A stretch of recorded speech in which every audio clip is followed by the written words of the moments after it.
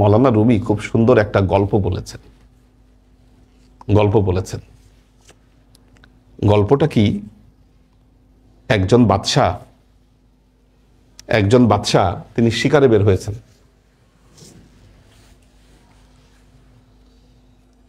হয়েছেন। বনে। এখন শিকার করতেছেন, করতে করতে বনের মধ্যে এক কানিজ দেখতে পাইলেন। কানিজ কি? দাসী।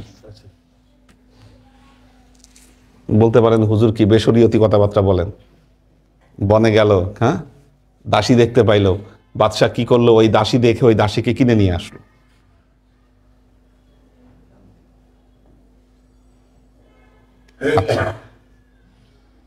দাসী জিনিসটা কি? দাসী সম্পর্কে ধারণা আছে কিনা বলেন, কারো ধারণা আছে কিনা দাসী সম্পর্কে? দাসী কি?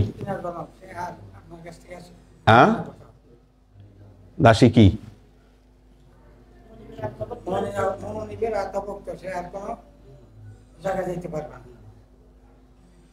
আচ্ছা, আপনি যদি কাউকে দাসী বানাইতে চান কি করতে হবে?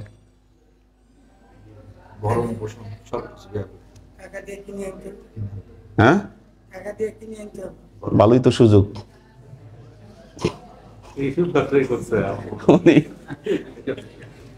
টাকা দিয়ে কিনে আনবে। 3 শর্তে দাসী হতে পারে। 3 শর্ত। এক হচ্ছে যুদ্ধবন্দী।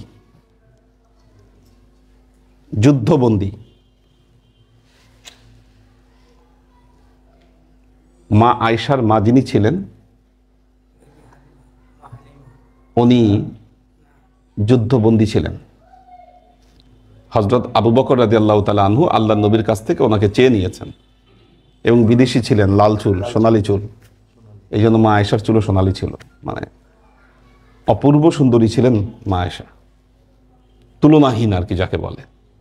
এই জন্য আল্লাহর নবী ওনাকে হুমায়রা বলে রাখতেন। ইয়া হুমায়রা, দেখবেন হাদিসের ভাষায় অনেকগুলো হাদিসে আসছে ইয়া হুমায়রা। হুমায়রা মানে লাল চুলের সুন্দরী যিনি।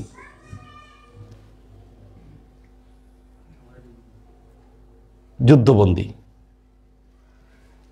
তৃতীয়ত হলো ক্রয়কৃত গোলাম, যাকে টাকা দিয়ে কিনে আনা যায়। 3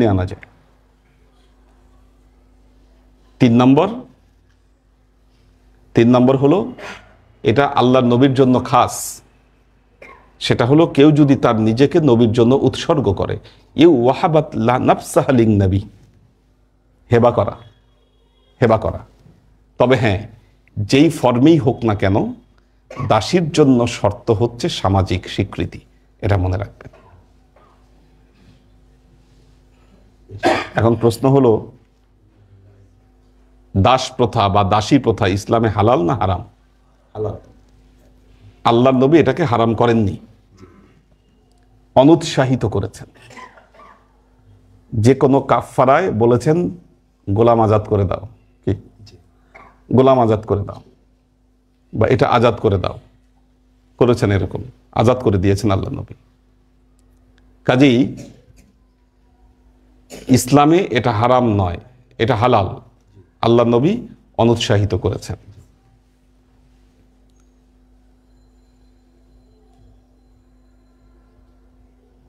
তো এখন মিডল ইস্টে কিছু কিছু জায়গায় এই দাস প্রথা রয়েছে বা দাসী প্রথা আছে, মিডল ইস্টে আছে। এবং আপনারা জানেন যে খলিফা মোতাওয়াক্কেল বিল্লাহ, আব্বাসী খলিফা, ওনার 400-450 মতো কানিজ ছিল। আব্বাসীয় খলিফা মোতাওয়াক্কেল বিল্লাহ ওনার। হ্যাঁ, তো এই জন্য এই বাদশাহ তিনি ওই সময়ে ওই যুগে এই প্রথা ছিল। এখন সারা পৃথিবী থেকেই দাস প্রথা উঠে গেছে।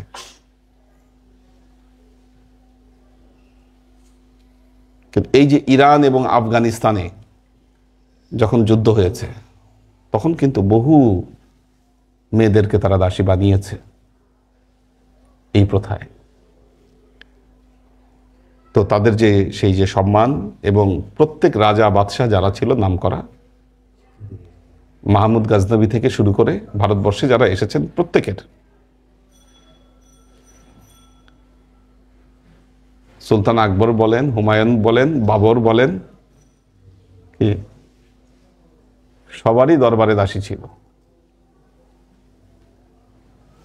দাসীদের যে সন্তান হতো তাদেরকে বলা হতো সুলতানুল ওয়ালাদ। তারা শাহজাদা হতে পারত না, পরিপূর্ণ শাহজাদা হতে পারত না তারা। এটার কিছু নিয়ম আইন কানুন ওই যুগে লিখিত ছিল। তো এই যে বাদশাহ, তিনি বনে গেলেন, বনে গিয়ে তিনি একটা কানিজ দেখতে পেলেন, এবং কানিজ দেখতে পেয়ে তিনি কানিজের প্রতি আশিক হয়ে গেলেন। খুব খেয়াল করে শুনবেন জিনিসটা। বুদশাহী দার জামানে পিশাজিন মুলকে দুনিয়া বুদাশো হাম মুলকে দিন।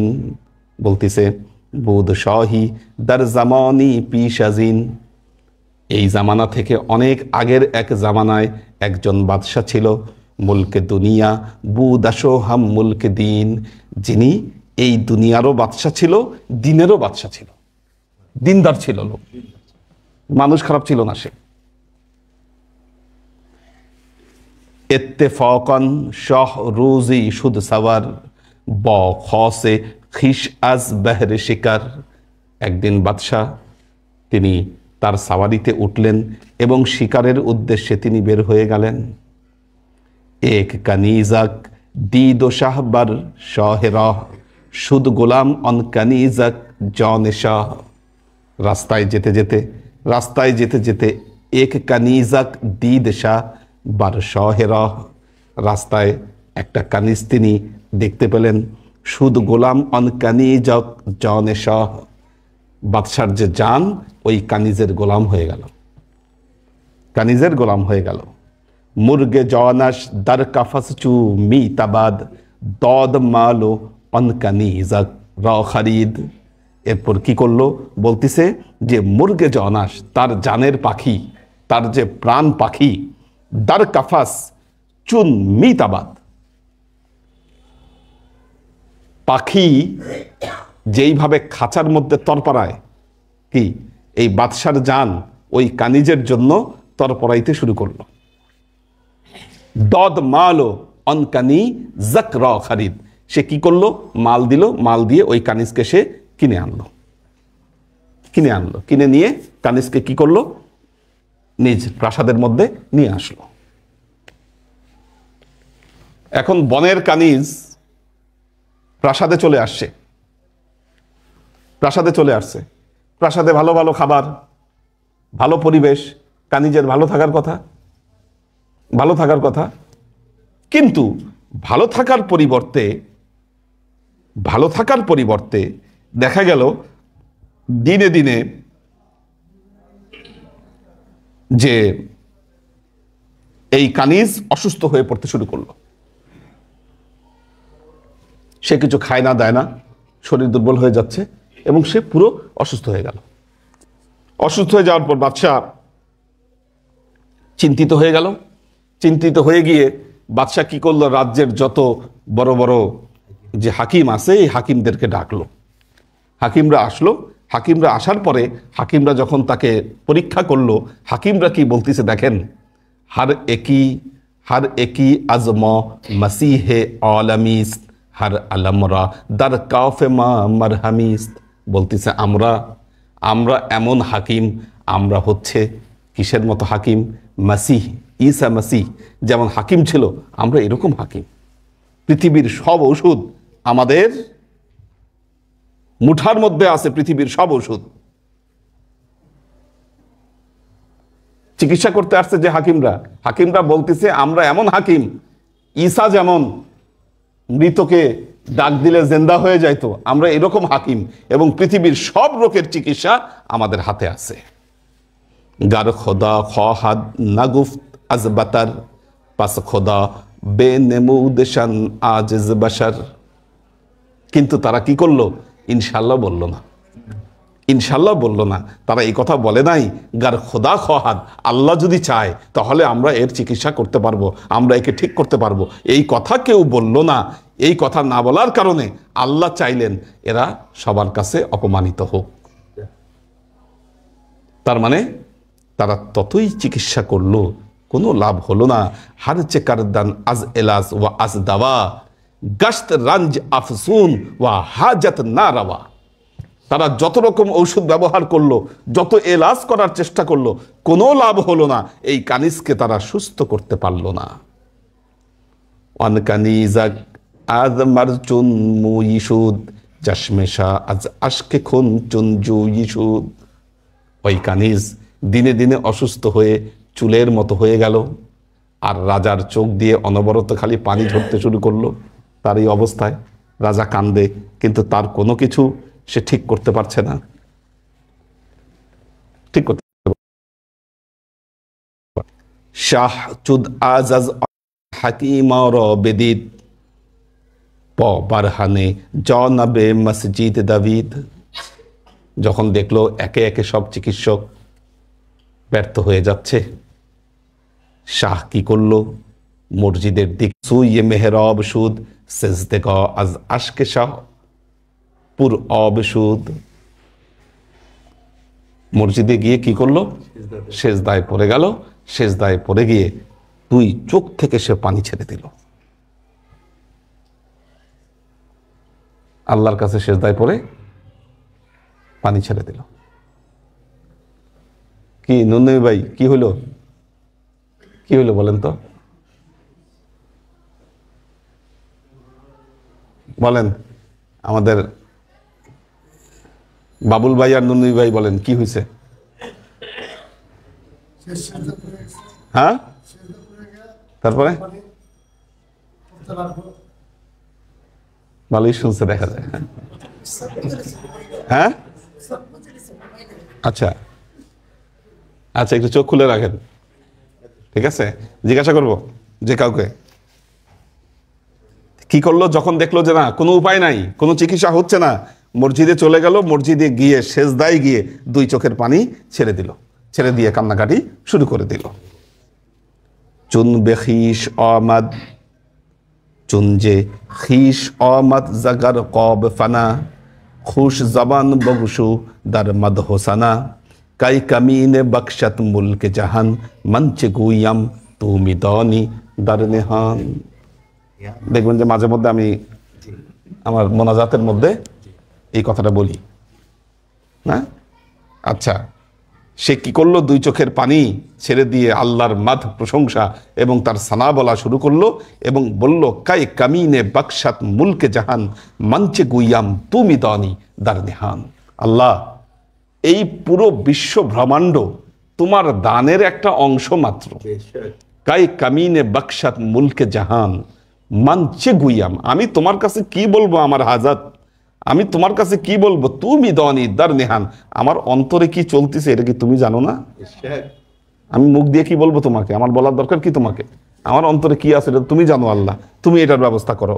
এই হামিশে হাজত মারপানা বরে দিগার মবালত কর দি মর।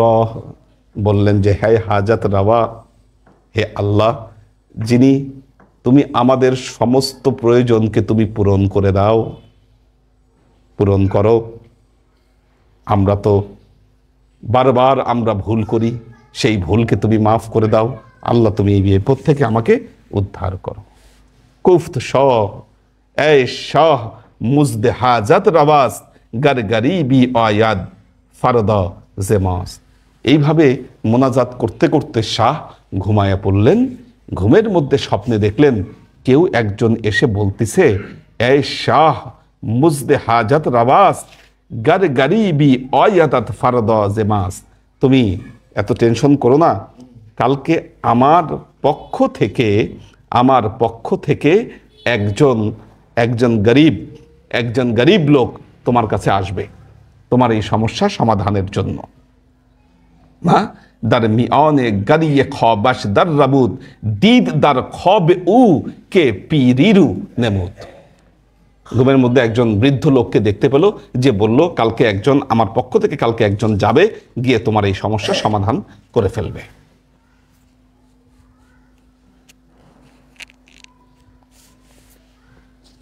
বুদ আন্দার মঞ্জারে শাহ মুনতাজার তবিনাদ অঞ্চে বেনেমুদানসের দীদ শাকসি ফজলি পুরময়ে ই অফ তবি দারমি অনে সয়ে ই। ঠিকই সে যখন চলে আসলো, চলে আসার পর এরপর দিন সকালবেলায় বাদশাহ অপেক্ষা করতে শুরু করলো। কে এই লোক, কি আসলো? আমি স্বপ্নে দেখলাম একজন বলল, আসলে কেউ আসে কিনা। তো সকালবেলায় সে অপেক্ষায় আছে। দিদ শাকসি ফজলি পুরময়ে ই, দেখলো যে একজন খুব দিনদার দেখতে একজন লোক হেঁটে হেঁটে আসতেছে।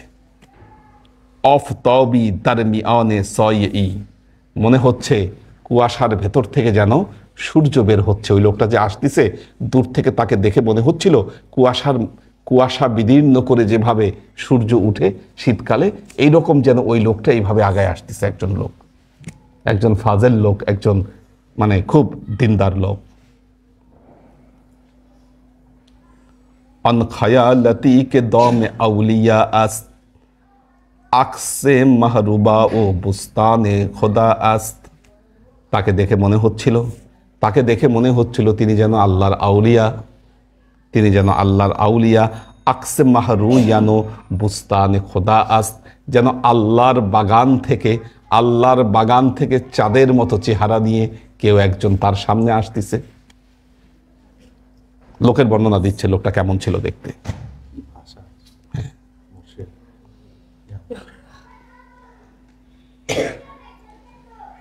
তো যখন সে আসলো, বৃদ্ধের সাথে দেখা হলো, বাদশাহ তার সাথে দেখা করলো, দেখা করে বলল, গুফত মাশুকামে তু বুদাস্তি না অন লিখ কর আজ কর খিজাত দার জাহান এ মারাতু মুস্তফা মানচু ওমর আজ বারাইয়ে খেদমাতাত বান্দাম কামার।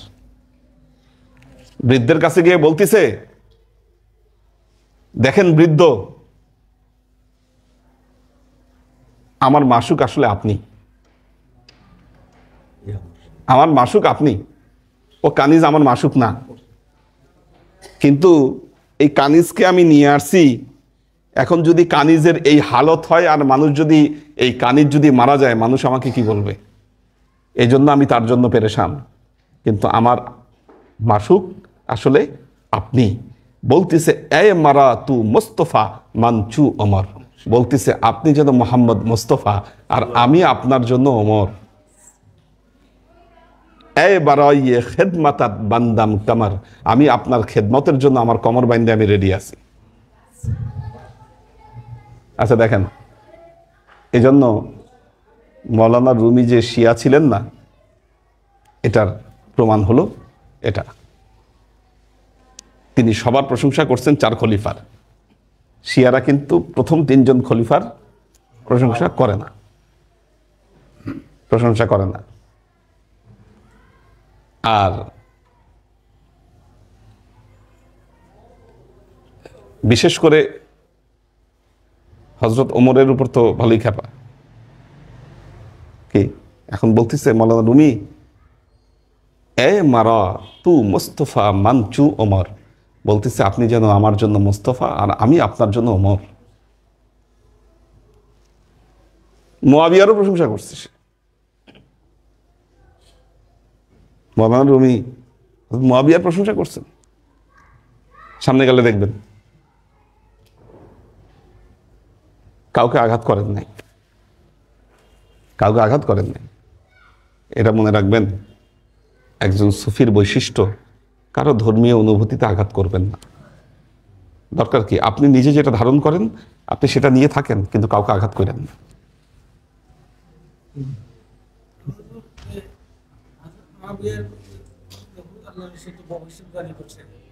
কি ভবিষ্যৎবাণী করছেন? ভবিষ্যৎবাণী করছিলেন যে আপনার বংশে আমার বংশ ধ্বংস করতে। হ্যাঁ, করছে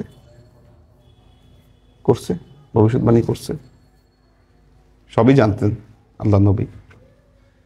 তো এরপর কি খুব গুরুত্বপূর্ণ সময় এটা। এখন বাদশাহ বলতিছে ট্রিটমেন্ট করেন। হাকিম বলতিছে ট্রিটমেন্ট করব, কিন্তু তার আগে একটা জিনিস দরকার। কি দরকার? আজ খোদা মি জুয়াম তৌফিক আদব বি আদব মাহরুম মন্দ আজ লুৎফেরা। এর আগের হাকিমরা ব্যর্থ হয়েছে শুধু তাদের বেয়াদবির কারণে। আজ খোদা মি জুয়াম তৌফিক আদব বি আদব মাহরুম মন্দ আজ লুৎফেরা।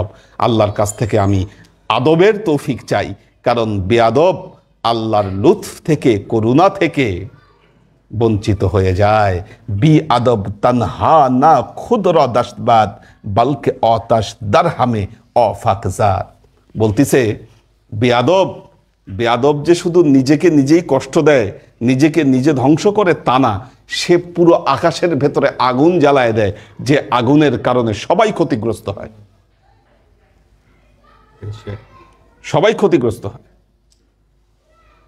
একজন বেয়াদবের বেয়াদবির কারণে সবাই ক্ষতিগ্রস্ত হয়। তার উপর যখন আযাব আসে তখন বাকি মানুষকেও আযাব গ্রেফতার করে।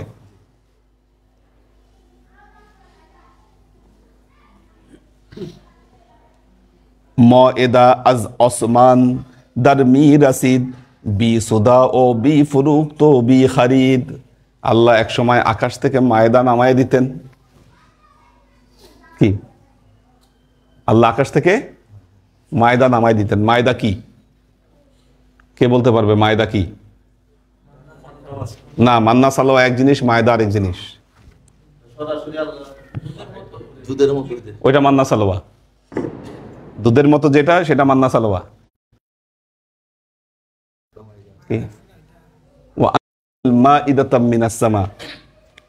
মায়দা আল্লাহ উপর থেকে খাবারের ঝুড়ি নামায় দিত, একেবারে ডাইরেক্ট খাবারের ঝুড়ি। হ্যাঁ, খাবার সম্বলিত গাছ বি আদফ গুফতান কু সিরো আদাস। কিন্তু এই কওমে মুসার মধ্যে কিছু মানুষ বেয়াদবি করে বলল, এগুলা ভাল লাগে না, তার চেয়ে আমরা এই যে আদা রসুন চাষ করে খাবো, এটাই আমাদের জন্য ভালো। এই কি মায়দা টায়দা প্রতিদিন একরকম খাবার আকাশ থেকে নামায়, এগুলো আমার পছন্দ না। কি লান নাসবির আলা তুআমিন ওয়াহিদিন। কি আল্লাহকে বলছে, মানে মুসাকে গিয়ে বলছে, মুসা কি তুমি মায়দা নামাই নিয়ে আসো প্রতিদিন একরকম খাবার খালি, হ্যাঁ আমরা এগুলা খাবার আমরা খাবো না। লান নাসবির আলা তুআমিন ওয়াহিদিন, একরকম খাবার খাইতে খাইতে আমাদের বিরক্ত ধরে গেছে, আমরা আর ধৈর্য ধরবো না।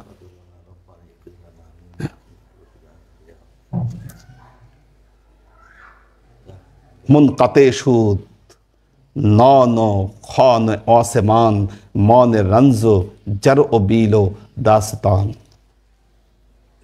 যার কারণে আকাশ থেকে সেই রুটি আর গোস্ত আসা বন্ধ হয়ে গেল। কি এই বেয়াদবিরা বেয়াদবি না করলে আপনারাও খাইতে পারতেন এখন। হ্যাঁ হ্যাঁ, সবার কপাল জ্বালাইছে। রুটি বানানো তো কষ্টের কাজ, রুটি বানানো বহুত কষ্টের কাজ। সবার খাবার বন্ধ করে দিচ্ছে। এই কষ্টের কাজটা করতে হতো না?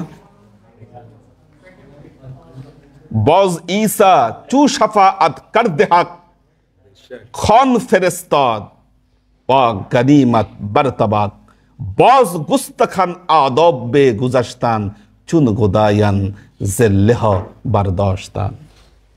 খাবার যখন বন্ধ করে দিয়েছে তখন আবার সব কান্নাকাটি শুরু করছে, আরে খাবার বন্ধ হয়ে গেল, আল্লাহকে আবার বলেন আমাদেরকে খাবার দিক।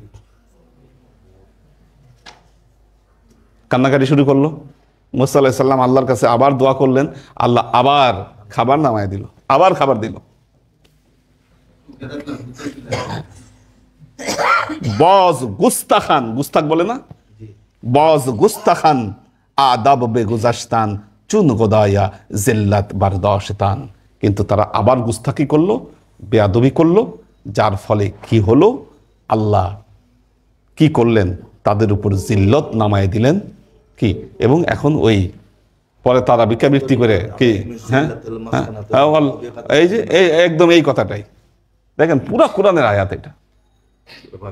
জিল্লা মাসকানা, জিল্লত দিল, ফকিরি ফকিরি মানুষ দেশে আসে পরে খাইতে হয়েছে এদেরকে বেয়াদবির কারণে। একটা মনে রাখবেন, যে ফ্যামিলিতে যত আদব থাকবে, আদবের শিক্ষা থাকবে, তাদের মধ্যে আল্লাহর রহমত তত বেশি থাকবে। মারাত্মক ব্যাপার। ছেলেপেলেদেরকে আদব শিক্ষা দিবেন সবার আগে, মারাত্মক এটা আদব। তাদেরকে আদব শিক্ষা দিবেন, জীবনে আর কিছু লাগবে না। ভয়াবহ জিনিস, মারাত্মক। মানুষের সাথে কিভাবে কথা বলতে হবে, কিভাবে তার ব্যবহার করতে হবে, এটা যেই ফ্যামিলিতে যত বেশি থাকবে, আল্লাহর রহমত তাদের উপর তত বিরাজ করবে। আল্লাহর কসম করে বলছি।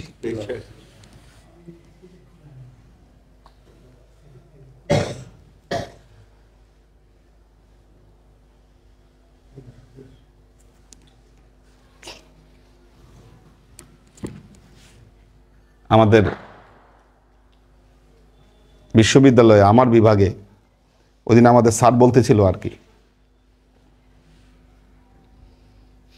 সেটা বলতেছিল যে আমার নিয়োগটা ছিল মিরাকল। আলহামদুলিল্লাহ। কারণ একমাত্র আমাকেই টিচার হওয়ার আগে পার্ট টাইম নিয়োগ দিতে পারছিল আমার ডিপার্টমেন্টে, যেটা এর আগে বা পরে আর কারো পক্ষে সম্ভব হয় নাই। এবং আমার পার্ট টাইম নিয়োগ নিয়ে কেউ কোনো ভেজাল গ্যাঞ্জাম কিচ্ছু করেনি, কেউ কোনো কমপ্লেন দেয়নি। কিন্তু তারপরে যতজনকেই চেষ্টা করছে, কারোটাই সফল হয় নাই, কারোটাই সফল হয়। কারণ সবাই একটা জিনিস জানতো, হাদিয়ার যাই হোক বেয়াদব না। কি? আর যাই কিছু করুক, বেয়াদবি করবে না কারোর সাথে।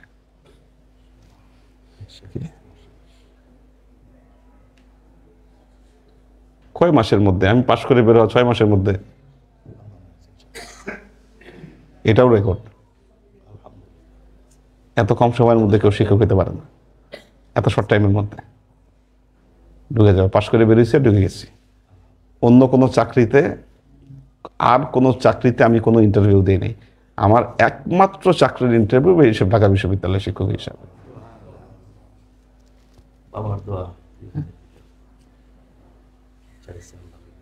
তো একটা জিনিস মনে রাখবেন, আমার মূল হুজুর আপনার জন্য দোয়া করছে যেন বিশ্ববিদ্যালয়ে চাকরি হয়। তো দেখুন একটা জিনিস, রহমত নিবেন, রহমত নেওয়ার জন্য সেই পাত্রটাকেও রেডি করতে হবে যে এই পাত্রে রহমত থাকবে, যেই পাত্রে রহমত থাকবে। আর সেই অস্ত্র আদব। আজীবন ওলিয়া উলিয়ারা এটাই শিক্ষা দিয়ে গেছেন। আপনার চোখ দেখলে যেন বোঝা যায় আপনার মধ্যে আদব আছে,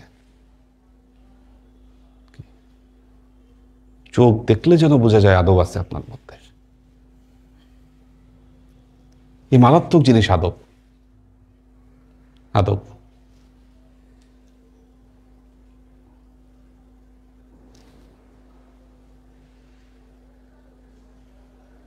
তো আল্লাহ আমাকে এই বয়সে এমন অনেক জায়গায় এত সম্মান দিয়েছে, শুধু আপনাদের এখানে না, আপনাদের এখানের কথা বলছি না,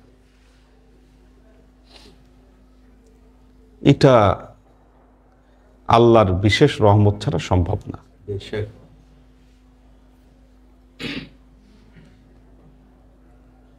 নিচের দিকে স্কুল এবং কলেজ পর্যন্ত আমি নর্মাল স্টুডেন্ট ছিলাম।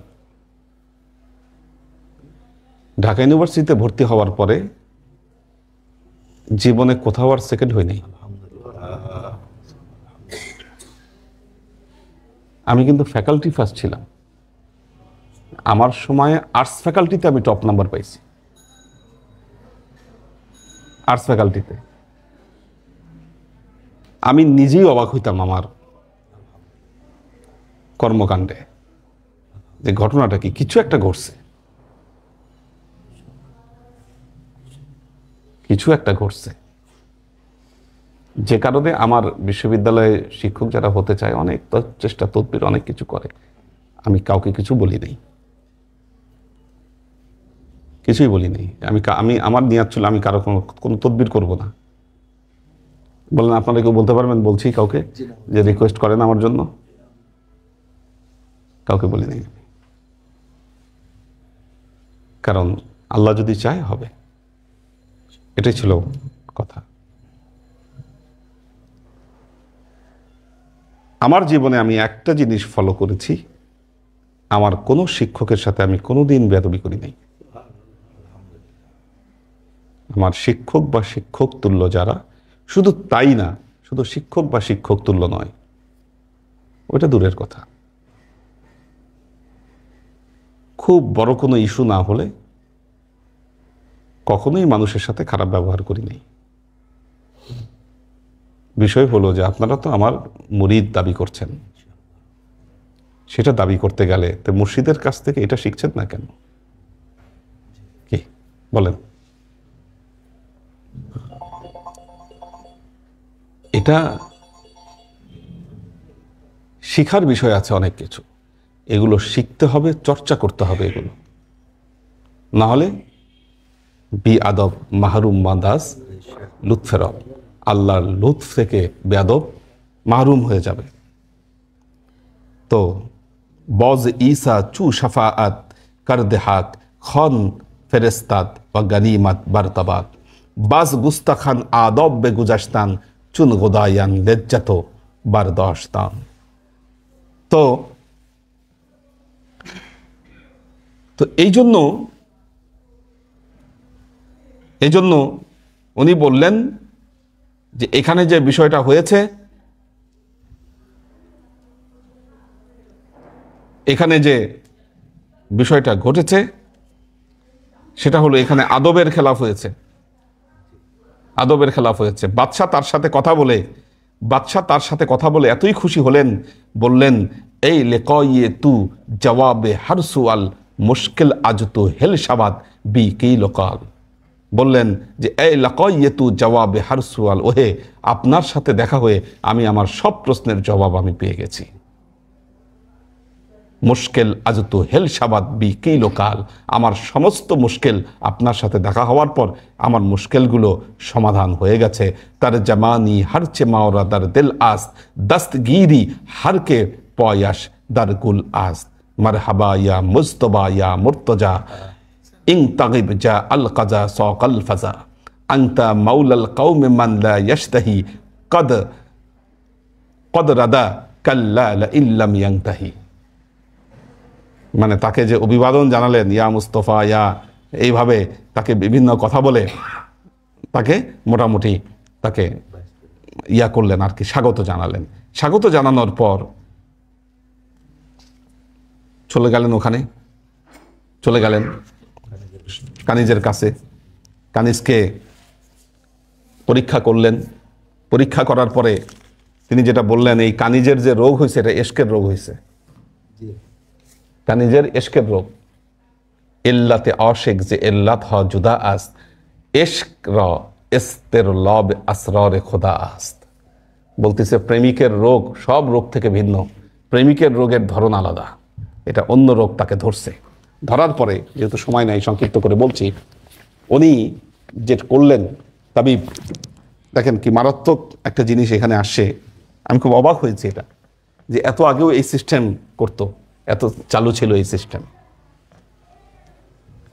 হাকিম কি করলেন, দেখলেন যে একদম শুয়ে পড়ে আছে কানিজ, ওনার এই নাড়িতে হাত রাখলেন। হাত রেখে বললেন যে তুমি তোমার জীবনের সব গল্পগুলো বলতে থাকো, তুমি কোন শহরে গিয়েছো, কোন কোন লোকের সাথে তুমি মিলিত হয়েছো, বলো তোমার জীবনের ঘটনা বলো। সে বলতেছে কোথায় জন্ম হয়েছে, কোথায় সে জীবন কাটিয়েছে, এইভাবে বলতেছে। বলতে বলতে সে যখন সামারকান্দের কথা তুলছে, যে আমি সামারকান্দ গিয়েছিলাম, বোখারা এবং সামারকান্দ, সামারকান্দের কথা বলতে বলতেই হঠাৎ হাকিম দেখলেন যে তার নারী কি, তার যে পালস বেড়ে গেছে। বুঝলেন যে প্রবলেম সামারকান্দে। সামারকান্দে কোন কোন লোকের সাথে মিলছে? সামারকান্দে অনেক লোকের সাথেই মিলেছে, কিন্তু যখন সামারকান্দের এক স্বর্ণকারের কথা বলছে তখন আবার দেখলো যে সে অস্থির হয়ে গেছে। কি অস্থির হয়ে গেছে, বুঝলো সামারকান্দের স্বর্ণকার হচ্ছে প্রবলেম, সমস্যা। বের হয়ে আসলো, বাদশাকে বলল যে সামারকান্দে এক স্বর্ণকার আছে, স্বর্ণকারের সাথে এই কানিজের প্রেম এশক, সে তার আশেক হওয়ার কারণে আজকে তার এই পরিণতি।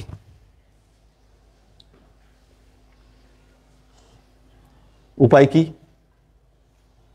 হাকিম বললেন, এক কাজ করেন, আপনি ওই স্বর্ণকারকে নিয়ে আসেন, এখানে নিয়ে আসেন।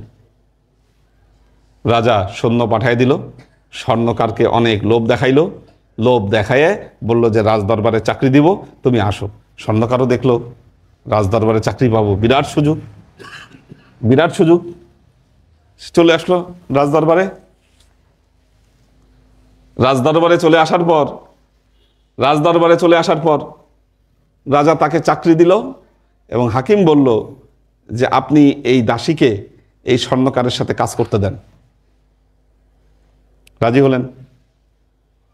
হলেন। 6 মাস কাজ করল। 6 মাসের মধ্যে এই কানিজ একদম সুস্থ, ওই আগের মতো তার সেই খুশহাল অবস্থা, খুব খুশি।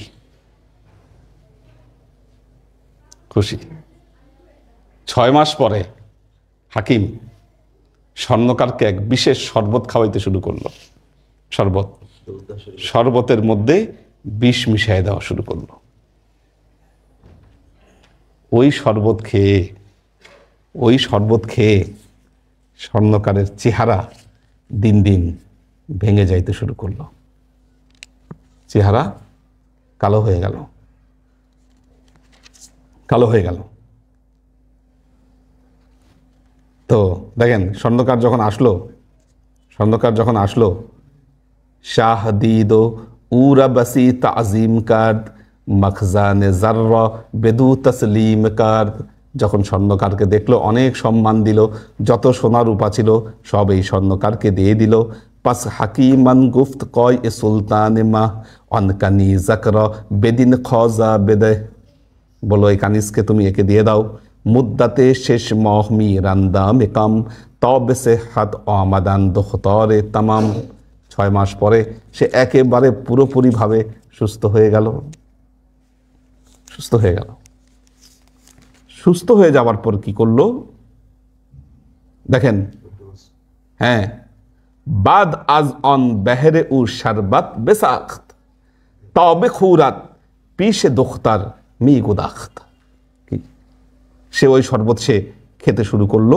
চুনকে জেস্ত ওয়া না খুশ ওয়া রুখ জার্দ সুদ, এটা খেয়ে কি হলো, তার চেহারা হলুদ বর্ণ হয়ে গেল।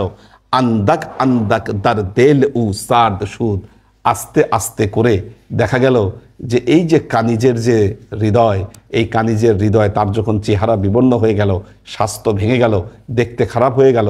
খারাপ হয়ে যাওয়ার পরে এই কানিজের আর তার এই স্বর্ণকারকে আর ভাল লাগতেছে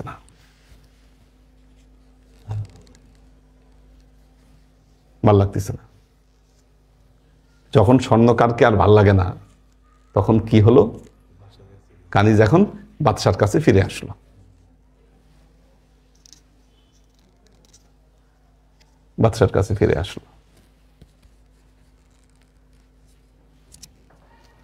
বলবেন যে হুজুর ক্লাস নিলেন, কোরআন হাদিসের ধর্মীয় ক্লাস শুনাইলেন, এক বাদশা আর কানিজের গল্প, যে বাদশা শিকারে গেছে, গিয়ে একটা মেয়েলোক ধরে নিয়ে আসছে। হ্যাঁ, এই মেয়েলোক আবার অসুস্থ হয়ে গেছে, সে অসুস্থ হয়েছে আবার এক স্বর্ণকারের জন্য। কি তারপর হাকিম এসে যে কাজটা করলো, এটা তো আকাম করলো। কি 6 মাস ঠিক মতো থাকতে দিয়ে পরে বিষ খাওয়ায় কি করলো, হ্যাঁ, এই স্বর্ণকারের চেহারা যখন নষ্ট করে দিল, ভেঙে দিল, এটা তো পুরাই অন্যায়। কি পুরা অন্যায় না এটা? তো তা দুনিয়া হ্যাঁ হ্যাঁ হ্যাঁ, সেই দোষী, উনি আবার বিচারও করে দিচ্ছে। বুঝে না, হ্যাঁ হ্যাঁ মুর্শিদ হ্যাঁ, এখানে রুমি যেটা বলতে চেয়েছেন, দেখেন, মাতলাব হলো এশক, মাতলাব হলো এশক। এইখানে বাদশাহ হচ্ছেন খোদার মেটাফো। কি কানিজ, কানিজকে, গোলাম কানিজ হচ্ছে মুরিদ। হ্যাঁ, পুরো ঘটনায় রূপক। আমরা হচ্ছে আল্লাহর গোলাম। জি কি আমরা আল্লাহর গোলাম। গোলামের কাজই তো হবে মালিকের দিকে তার হৃদয় থাকবে। কি এখন প্রবলেম হলো, এত এশকের আলাপ করলাম, আপনাদের মধ্যে এশক আসতেছে না কেন? প্রবলেমটা কোথায়? দুনিয়া কি প্রবলেমটা কোথায়? প্রবলেম হইল স্বর্ণকার, মানে দুনিয়া। প্রবলেম হইল দুনিয়া, আর কোনো প্রবলেম নাই। কি আপনাদের মধ্যে আল্লাহর এশক আসতেছে না, প্রবলেম এক জায়গায়, প্রবলেম হলো দুনিয়া। তাহলে এশক কখন আসবে? যতক্ষণ না পর্যন্ত হাকিম মুর্শিদ এই দুনিয়াকে কুৎসিত চেহারায় আপনাদের সামনে উপস্থিত না করতে পারবে, ততক্ষণ পর্যন্ত আপনারা আল্লাহর আশেক হতে পারবেন না। কি সমস্যা হলো, দুনিয়া যে কুৎসিত আপনারা বুঝতেছেন না। কি দুনিয়ার কাছ থেকে লাথি না খাওয়া পর্যন্ত মানুষ বোঝে না যে দুনিয়াটা কত কুৎসিত। আর এই লাথি খায় না বলেই আল্লাহর প্রেমে ঝুঁকতে পারে না। কি চমৎকার জিনিস দেখেন। হ্যাঁ, ততদিনে কবরে যায়। আল্লাহ বলছেন, লা ইয়াগুররান্নাকা তাকাল্লুবুল্লাযীনা কাফারু ফিল বিলাদ। মুমিনদেরকে বলছেন, হে মুমিনেরা, লা ইয়াগুররান্নাকা তাকাল্লুবুল্লাযীনা কাফারু ফিল বিলাদ। মুমিনেরা, তোমাদের দেশে, তোমাদের শহরে, তোমাদের দেশে, তোমাদের শহরে যারা কাফের, তাদের চাকচিক্যময় অবস্থা, তাদের বিশাল অবস্থা, এই অবস্থা যেন তোমাদেরকে প্রতারিত না করতে পারে। কি এখন আপনি বলবেন, হুজুর আমি দরবারে আসি, আমি ক্লাস করি, আমি আল্লাহকে ডাকি, তারপরেও আল্লাহ আমাকে কেন টাকা পয়সা দেয় না? কি কি আমি এত কিছু করি, আল্লাহকে ডাকি, আমি করি, আল্লাহ আমারে টাকা পয়সা দেয় না। আর আমার পাশের বাসার যে লোকটা, হে আল্লাহরেও ডাকে না, কিছু না, ঠিক মতো নামাজও পড়ে না, এদের বাসায় কেউ পর্দা বসিদা করে না। কি এদের টাকা পয়সার কোনো অভাব নাই, এদের সুখ স্বাচ্ছন্দ্যের অভাব নাই, এরা খুব সুখ স্বাচ্ছন্দ্যে আছে, আমার উপর কেন এত গ্যাঞ্জাম? কি আল্লাহ বলতেছে, হে মুমিন, লা ইয়াগুররান্নাকা তাকাল্লুবুল্লাযীনা কাফারু ফিল বিলাদ, এটা যেন তোমাদেরকে ধোঁকা না দেয়। মাতাউন কলিলুন সুম্মা মাআওয়াহুম জাহান্নাম ওয়া বিসাল মিহাদ। আল্লাহ বলতেছেন, মাতাউন কলিল, এরা যেই সুখ শান্তি ভোগ করছে, এই সুখ শান্তি অল্প সময়ের জন্য। মাতাউন কলিল, এটা খুব অল্প সময়ের জন্য। এরপর কি হবে? সুম্মা মাআওয়াহুম জাহান্নামু ওয়া বিসাল মিহাদ। সুম্মা মাআওয়াহুম জাহান্নামা, এরপর তাদের স্থান হবে জাহান্নাম। ওয়া বিসাল মিহাদ, এটা কতই না খারাপ জায়গা। লাকিনিল্লাযীনা তাকাউ রাব্বাহুম লাহুম জান্নাতিন তাজরি মিন তাহতিহাল আনহার। অথচ আল্লাহ আল্লাহ যারা আল্লাহকে লাকিনিল্লাযীনা তাকাউ রাব্বাহুম, যারা আল্লাহকে ভয় করবে আল্লাহ তাদের জন্য ওই জান্নাতের সুসংবাদ দিয়েছেন যার তলদেশ দিয়ে নদী প্রবাহিত হয়ে গেছে। কি এই বড়লোক না হওয়ার কষ্ট কার কার আছে? সত্যি কথা বলেন। ওনার আছে, সত্যি কথা বলেন। ইয়াং সবার আছে। কি কে না চায়? কে না চায়?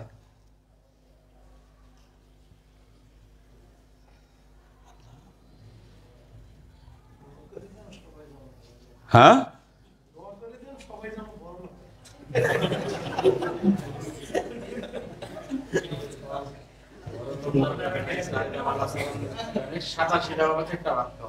মাশাআল্লাহ মাশাআল্লাহ মাশাআল্লাহ মাশাআল্লাহ। Right right right. দেখেন খায়রুল উমুর আওসাতুহা। প্রেম, বড় লোক হওয়ার আকাঙ্ক্ষা থাকলে আল্লাহ যা দিবে যেমনি দিবে। কি আল্লাহ যাকে ইচ্ছা তাকে মাল দিয়ে দেয়, সবাইকে দেয় না, বুঝা দেয়। কি বুঝা দেয়? আমাদের এক পীর ভাই, নাম বলছি না, আপনাদের বড় হুজুরের কাছ থেকে টাকা চেয়ে দিয়েছিল, বলছে দোয়া করেন আল্লাহ যেন আমাকে টাকা দেয়। টাকা দিলে কি হবে? খুব দিনের খেদমত করব আমি। যখন তিনি টাকা হাতে পাইলেন মাথা খারাপ হয়ে গেল, অনেক টাকা হাতে পাইল, ভাই সে পাগল হয়ে গেল। ইয়াদন দেখে মন কাইরা নিতে কতক্ষণ। হ্যাঁ, সে পাগল হয়ে গেল। এখন সে আর দরবারে আসে না। কেন দরবারে আসে না? দুদিন পর শোনা গেল সে নিজেই পিসাব হয়ে গেছে। লেকচারের মধ্যে একটি উল্লেখযোগ্য লেকচার হলো মোজ থেকে মুসলমান। মোজ থেকে মুসলমান, নিজেই পিসাব হয়ে গেছে। টাকাই ওনাকে পিসাব বানায় দিছে। জ্বালা পাঙ্খা। আজকে শুনলাম উনি জেলে আছে, খুব খারাপ অবস্থায়। তারপরেও তার যত দোয়া করি আল্লাহ যেন তাকে মুক্তি দেয়। সত্যি একদম অন্তর থেকে দোয়া করছি যাতে আল্লাহ তাকে তার ভুল ত্রুটিগুলো জীবনের শেষ পর্যায়ে যেন আল্লাহ তাকে হেদায়েত দেয়, তাকে যেন আল্লাহ হেদায়েত দেয়। এটাই থাকবে দোয়া তার জন্য। জি। দরবারে করছিল, হ্যাঁ, আর পিছনে যে রুমগুলা আপনারা এসেছে। তো এটাই আমাদের মানুষ, আমরা এটাই বুঝি না। আল্লাহ বলছে ধোকা খায়ও না, দুনিয়া ধোকা দিবে। যুইয়িনা লিন-নাসি হুব্বুশ শাহাওয়াতি মিনান নিসা ওয়াল বানিন ওয়াল কানাতিরিল মুকানতারাতি মিনাজ যাহাবি ওয়াল ফিদ্দাতি ওয়াল খাইলুল মুসাওওয়ামাতি ওয়াল হারুসি ওয়াল আনআম যালিকা মাতাউল লিল হায়াতিদ দুনিয়া ওয়াল্লাহু ইনদাহু হুসনুল মাআব। দেখেন কত সুন্দরভাবে আল্লাহ বলেছেন, যুইয়িনা লিন-নাসি হুব্বুশ শাহাওয়াতি মিনান নিসা। আমি মানুষের মনে আকর্ষণ সৃষ্টি করে দিয়েছি। কিসের প্রতি আকর্ষণ? মিনান নিসা, মহিলাদের প্রতি, ওয়াল বানিন, সন্তান সন্ততির প্রতি, ওয়াল কানাতিরিল মুকানতারা, অজস্র সম্পদের প্রতি আমি মোহ সৃষ্টি করে দিয়েছি। সেই সম্পদগুলো কি? মিনাজ যাহাবি ওয়াল ফিদ্দাতি, সোনা রূপা, ওয়াল খাইলুল মুসাওয়ামা, ঘোড়ার পাল, ওয়াল আনআম, চতুষ্পদ জন্তু, ওয়াল হার্স, শস্য ক্ষেত্র। আল্লাহ বলছেন যালিকা মাতাউল লিল হায়াতিদ দুনিয়া, এগুলো হচ্ছে এই হায়াতে জিন্দিগির কিছু মাতা মাত্র, মাতা মাত্র। আল্লাহু ইনদাহু হুসনুল মাআব, আল্লাহর কাছে রয়েছে উত্তম প্রত্যাবর্তনের স্তর। নিশ্চিত আমরা তার কাছে চলে যাব 2 দিন আগে আর পরে। নুজুলাম মিন ইনদিল খয়রুন নুজুলাম মিন ইনদিল্লাহ, এটাই আল্লাহর তরফ থেকে, আল্লাহর তরফ থেকে যে নাজিলকৃত যে রহমত, সেটা হলো এই যে জান্নাত বা পরকাল। এটা ওমা ইনদাল্লাহি খয়রুল লিল আবরার, আল্লাহর কাছে আবরারদের জন্য যা আছে এটার চাইতে আর খায়ের কি হতে পারে? বেশক কি হতে পারে? যালিকা মাতাউল লিল হায়াতিদ দুনিয়া, আমরা জানি এটা এই দুনিয়ার সংক্ষিপ্ত সময়ের কিছু মাতা, তারপরেও আল্লাহু ইনদাহু হুসনুল মাআব, আল্লাহর কাছে আছে উত্তম প্রত্যাবর্তনের স্থল। কি কানিজ যদি বাদশার দিকেই ধাবিত হতো, বাদশার দিকেই যদি ধাবিত হতো, তার জীবন ফুলে ফলে সুশোভিত হয়ে যেত, কিন্তু সেটা না করে সে কোন স্বর্ণকারে পড়ে রয়েছে। দর্শকের বিষয়ে করতাম কি দুনিয়া!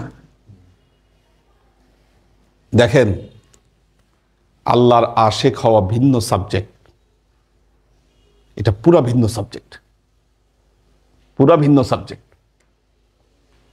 কি এখন আশেক হতে গেলে কি করতে হবে? তাহলে কি দুনিয়ার সব কাজ ছেড়ে দিতে হবে? না, এটা ইবাদত। আশেকের জন্য তার দুনিয়াবি সকল কাজ ইবাদত। একজন আশেকের জন্য সে ব্যবসা করতেছে, সেটা ইবাদত। সে চাকরি করতেছে, এটা ইবাদত। সে পৃথিবীতে ছুটে বেড়াচ্ছে, এটাও ইবাদত। সে ঘুমাইলেও ইবাদত।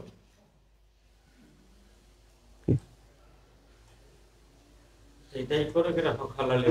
হ্যাঁ, ইবাদত, সবই ইবাদত তার। কাজী আল্লাহর আশেক ও সালেক বৃন্দ, দুনিয়ার প্রতি মোহটা কমাইতে হবে। এই মোহ আমাদের কমে না বলেই আমরা একে অপরের পিছে লেগে থাকি। কেন লেগে থাকি আরেকজন আরেকজনের পিছে? কেন আমরা পরশ্রী কাতরতায় ভুগি? কেন আরেকজনের উন্নতি দেখলে, আপনি বলেন তো, কেন কেন আপনার আরেকজনের উন্নতি দেখলে আপনার ভেতরে কষ্ট লাগে? তার কারণ হলো আপনি এই মাতাউল হায়াতিদ দুনিয়ার মধ্যে পড়ে আছেন। জি আল্লাহ বলছে এটা যেন কখনো না হয়, এটা যেন তোমাকে ধোঁকা না দেয়। একজনের শৌর্য বীর্য মান শান শওকত বাড়তিছে, আপনি আপনি চিন্তা করেন আমারও বাড়তিছে, বেটা তোর চাইতে অনেক বড় শান শওকত আমার বাড়তিছে আল্লাহর কাছে। কি কিয়াম আল্লাহর কাছে বিষয় করছে তার দুনিয়া হারাম লিয়া হেলা আখিরাত আল আখিরাতু হারামানি লিয়া হেলি দুনিয়া ওয়া কিলাহুমা হারামানি ফি আহলিল্লাহ। আচ্ছা, কি এটা? একদল দুনিয়া দ্বারা এখানে বসে আছি আমরা, দ্বারা পুকুরের সামনে দ্বারা মন রয়েছে বাইরে, এখানে বসা না বসার সমান বিষয় বলেছে। তার দ্বারা নাকি দুনিয়া দ্বারা তাদের কাছে আখিরাতের কাজ ভালো লাগবে না, যারা নাকি আখিরাতের পাগল তাদের কাছে দুনিয়ার কাজ ভালো লাগবে না। আরেক প্রকার আছে দুনিয়া আছে না আখিরাত আছে না, শুধু দুনিয়া আছে। তো দেখেন, এই জন্য আল্লাহর নবী ব্যালেন্স করছেন। আহলে সুফায় রাখছেন কয়জনকে? 70 জন। 70 জন আহলে সুফা। না, কে বলছে এগুলো ময়দানি কথাবার্তা, ঠিক আছে? তো তো আল্লাহ তো বিষয় হলো, আহলে সোফা যারা, ওই অতটুকু জায়গায় 350 কেমনে থাকবে? দেখা দেখি কি? জান্নাত সিম্পল কোশ্চেনের অ্যান্সার। ওই জায়গাটায় 350 থাকবে কেমনে? ঠিক আছে, ওইটা 70 জনই না, জি অভিষেক কথা কথা মণিপুরে থাকতো আর কি এরা। ঠিক আছে, তো এই যে ওনার কথা শুনে একটা কথা মনে পড়লো, এটা বলি শেষ করে দিচ্ছি। এটাও বাস্তবের একটা অংশে আসছে যে মজনু মজনু মজনু লাইলির জন্য কান্দে। তার এই কান্না শুনে লাইলির মনে একটু দয়া মায়া হলো। তার ভৃত্যকে বলছে, মজনু কান্দে, এটা তুমি প্রতিদিন 1 কেজি দুধ পৌঁছায় দিয়ে এসো, দুধ খায় যেন পেট ভরে। ঠিক আছে, এখন দিয়ে আসছে। দিয়ে আসার পরে দেখছে বাকি মানুষ খেয়াল করছে যে এই বাড়ি থেকে বের হয়ে দেখে একজনরে দুধ দেয়। এখন সেও মজনু হয়ে কান্দা শুরু করছে। খাওয়া বন্ধ। এমন করে কানতে কানতে মজনুর সংখ্যা 10-এর উপরে চলে গেছে। এখন প্রতিদিন 10 কেজি দুধ দিয়েও হয় না, ফুরায় না, 10 কেজি দুধও শেষ হয়ে যায়। এখন লাইলির ভৃত্য লাইলিকে বলল, সমস্যা, মজনু তো বেড়ে গেছে, আগে এক মজনু ছিল, এখন মজনুর সংখ্যা অনেক বেড়ে গেছে। এখন লাইলি বলল, আচ্ছা ঠিক আছে, কালকে যখন দুধ দিবা তখন বলবা, এই যে মজনুগুলো আছে প্রত্যেক মজনুরে বলবা যে লাইলি বলছে 1 কেজি দুধ নিয়া তোমার গা থেকে 1 কেজি মাংস কেটে দিতে। এই কথা শুনে যেগুলো পালাবে বুঝবা যেগুলো ভণ্ড মজনু, ভণ্ড মজনু। আর যে ঠিকই রাজি হবে বুঝবা যে সেটা আসল মজনু, সেটা আসল মজনু। তো ঠিকই যখন বলছে যেগুলো আসলে ভণ্ড ছিল এগুলো পালাইছে, আর আসল মজনু সে ঠিকই রাজি হয়ে গেছে, সে রাজি হয়ে গেছে, তখন বলছে না থাক, তোমার লাগবে না। উনি 350 আলে সুফা যে কই থেকে বানাইছে আল্লাহ জানে। এমনি হয়তো পরবর্তী সময় বাড়তে পারে বা কিছু। খাওয়া বন্ধ আর তো আল্লাহর আশিক ও সালেক বৃন্দ, দেখেন দেখেন সুফি হওয়ার যে শর্তগুলো,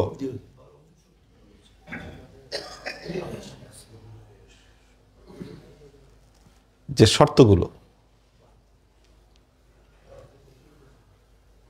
সেটা হলো আমরা অনেকেই পীরের দরবারে যাই। কেন জানেন? দেখবেন যে অনেক দরবার আছে, যখন ওরস হয় মানুষ দলে দলে ছুটে। কেন? শ্রুতি আছে ওখানে মানত করলে মনের আশা পূরণ হয়। বাংলাদেশে একজন হাঁটাপীর ছিলেন, আপনারা দেখেছেন, অনেকেই দেখছেন না? হাঁটাপীর, হাঁটাপীর হাঁটতেন, উনি কারোর সাথে কথা বলতেন না, আমার চোখের সামনে আমি দেখেছি। দেখছেন না? আচ্ছা, ওনার পিছে দেখবেন বহু মানুষ হাঁটত, উনি তো কারোর সাথে কথা বলতো না, কিন্তু তার পেছনে পেছনে কিছু দালাল লোক ছিল, জুটে গেছিল, আর মানুষ খাবার নিয়ে হাঁটত। কারণ শ্রুতি ছিল উনি যার খাবার খায় তার মনের আশা পূরণ হয়। আপনারা বলেন তো, যারা দৌড়াচ্ছে কোনো ওরসে বা দরবারে দৌড়াচ্ছে, বা হাঁটাপীরের পেছনে দৌড়াচ্ছে, বা কোথাও কোনো মানত করছে, অধিকাংশ মানতগুলো দুনিয়াবি কিনা? কি দুনিয়ার কোনো বিষয় নিয়ে কি দৌড়াচ্ছে? কিন্তু মানুষ যখন এই দুনিয়ার হাজাত রাওয়া থেকে বের হয়, আল্লাহর দিকে তার মনোনিবেশ করে, ইকবালের কথাটা যে বললাম, খুদি কো কার বুলন্দ ইতনাহার তকদীর সে পেহলে, কি যদি আপনার অস্তিত্বকে আপনি প্রেম দিই, এটার ভেতরে বিপ্লব ঘটায় ফেলতে পারেন, আপনার কোথাও দৌড়ানো লাগবে না। আল্লাহ আপনার তকদির লেখার আগে বলবে, বান্দা তুই বল আমি তোর তকদির কেমনে লিখব। বুঝেন অবস্থা? আমাদের প্রবলেম হলো এই যে আশেক জুমলে মাশুকাস্ত ও আশেক পর্দা বলতেছে, আমাদের প্রবলেম হলো আমরা আসলটাকে ছেড়ে দিয়ে কি এই নকলের পিছে আমরা দৌড়াচ্ছি।